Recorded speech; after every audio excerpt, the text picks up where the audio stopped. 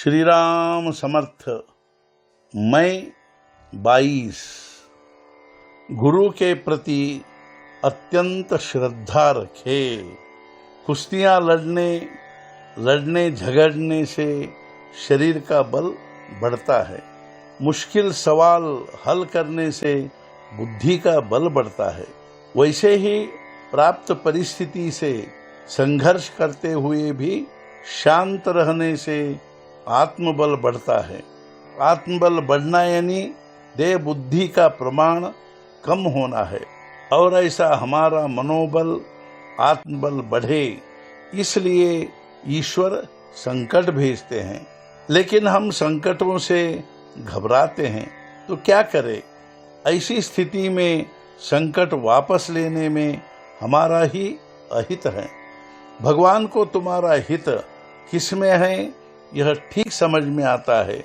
संकट अविचल होकर भोगने में पुरुषार्थ है।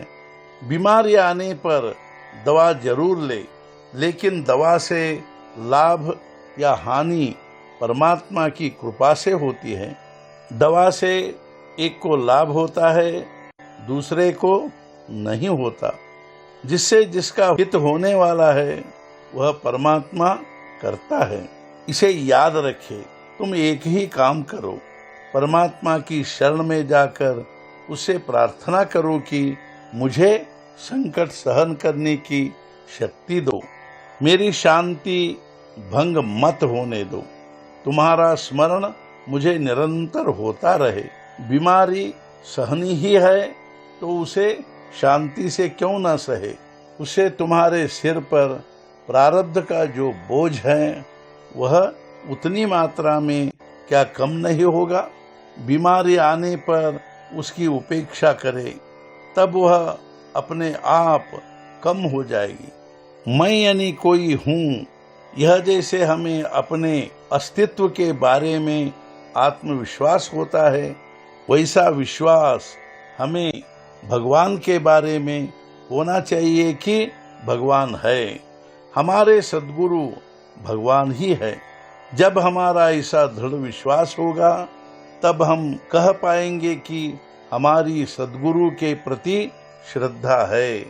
मेरी सेवा जो तुम करते हो वह अपनी देह बुद्धि की करते हो। तुम्हें जो पसंद आता है वह तुम करते हो।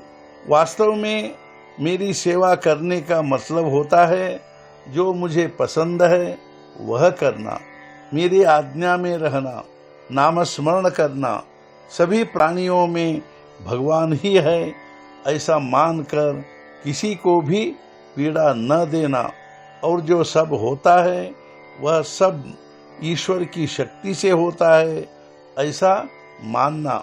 मेरे कहने का तुम पर जो असर नहीं होता उसके दो कारण हो सकते हैं।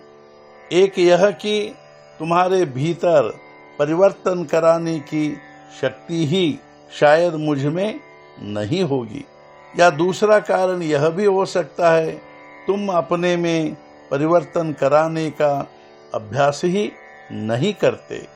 जो भी हो, परमार्थ के लिए एकदम परिवर्तन हो जाना भी अच्छा नहीं है। मानो किसी को आज 105 बुखार है और कल अचानक 95 बुखार हो जाए तो वह भी अच्छा नहीं है। वैसे ही मनुष्य स्वभाव से बड़ा क्रोधी है, और कब एकदम शांत हो जाए तो वह भी अच्छा नहीं है। हम में धीरे धीरे परिवर्तन होना चाहिए, और वह भी विवेक से होना चाहिए। आज का मुख्य विचार, भजन पूजन नामस्मरण आदि जो हम करते हैं वह हमारे मन पर असर करने वाला होना चाहिए, तभी उसका योग्य परिणाम शीघ्र दिखाई देगा। सद्गुरुनाथ महाराज की जय। जय जय रघुवीर समर्थ।